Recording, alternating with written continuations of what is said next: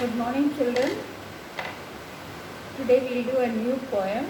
It's on page 90 in Reading English textbook, page 90. It's given as a ballad. Ballad is a kind of poem. Also, it can be set to music, and words are repeated in the ballad. The poem is The Rime of the Ancient Mariner. Rhyme means poetry, poem. Ancient is old, mariner is a sailor. And the poet is Samuel Taylor Coleridge. Now in this poem we read about the mysterious tale of an old man's confession of an unusual crime. Confession means if you do something wrong, you want to tell it out to somebody. And when you tell about the crime to somebody, you feel a relief in the heart. A part of the guilt might be removed when you express when you confess your crime to someone else.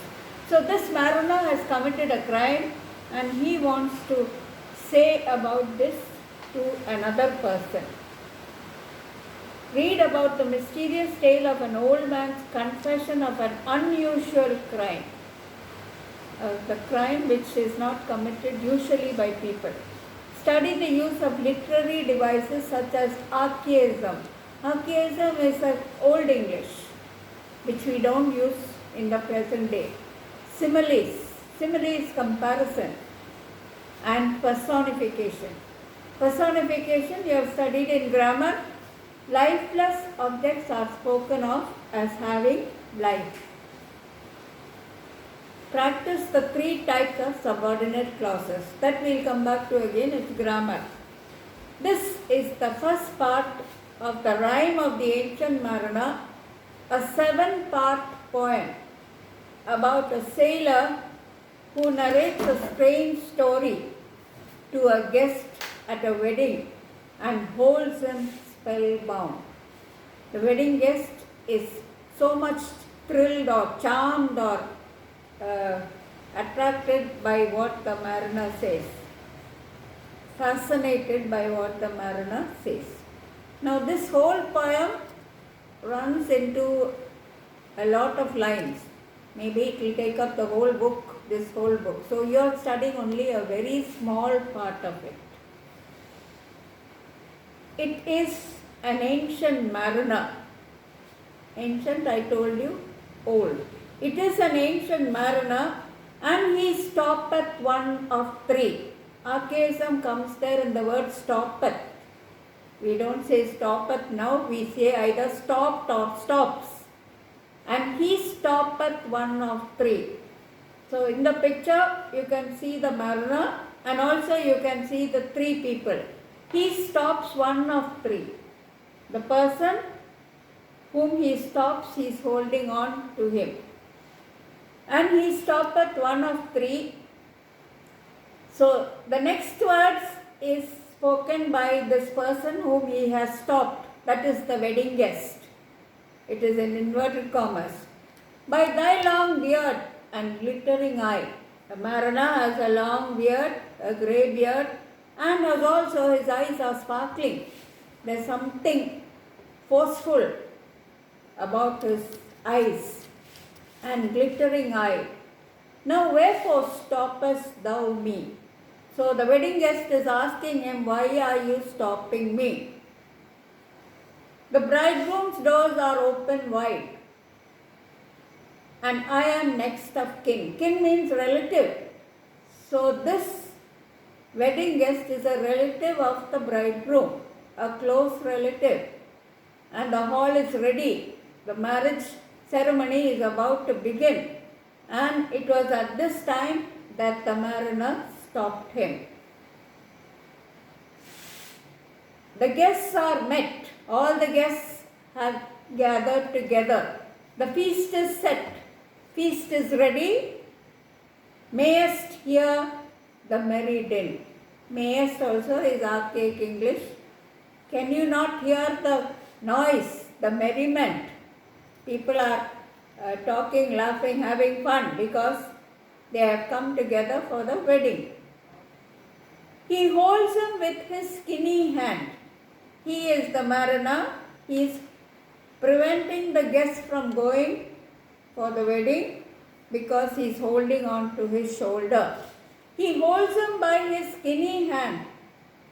And now he begins a story. The next line is spoken by the mariner. There was a ship, quoth he. Quoth means said. So he is telling about his experience. He was traveling in a ship.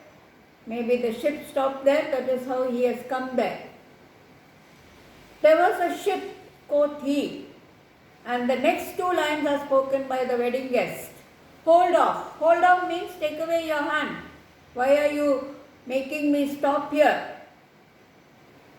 Hold off. Unhand me. Take away your hand from my shoulder because I have to go for the wedding.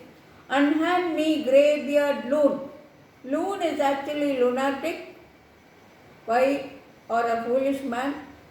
Greybeard refers to his greybeard. So greybeard, why are you stopping me here?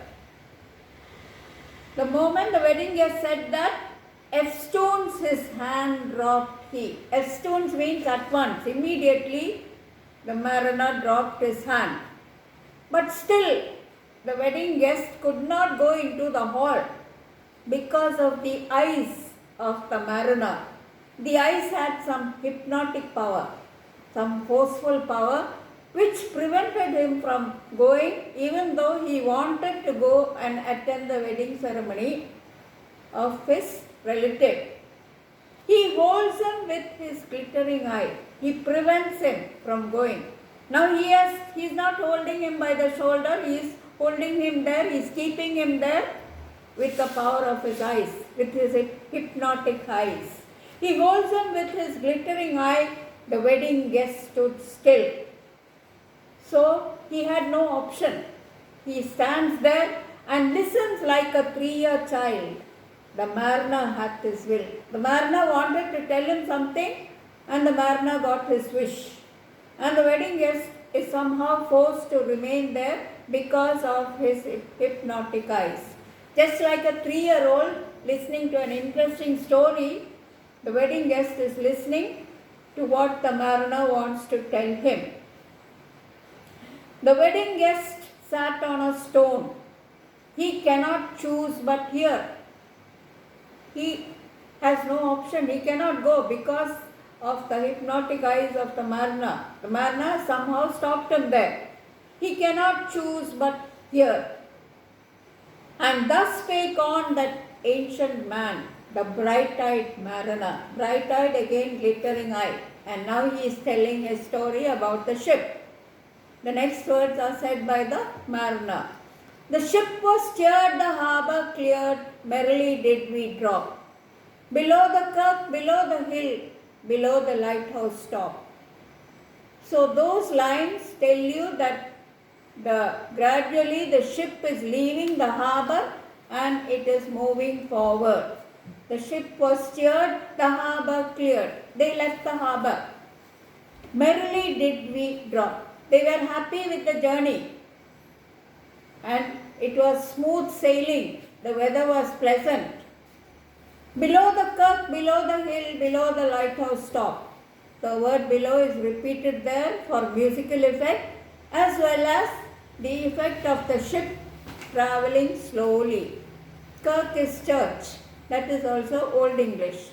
Below the kirk, below the hill, below the lighthouse stop. The sun came up upon the left. Out of the sea came he. Sunrise. The sun appeared as if it was coming up from the sea. And he shone bright and on the right went down into the sea. After the day is over, the sun set. Again the sun seemed to be going down into the sea. Higher and higher every day, till over the mast at noon. So the ship is moving forward. Higher and higher, it represents a ship going on, traveling, moving forward. Till over the mast at noon. By noon, it has covered a certain distance. The wedding guest here beat his breast, for he heard the loud bassoon. He heard the sound of music. He heard the musical instrument, which is the bassoon. And that is why the bride is about to come. That is why this musical instrument is played.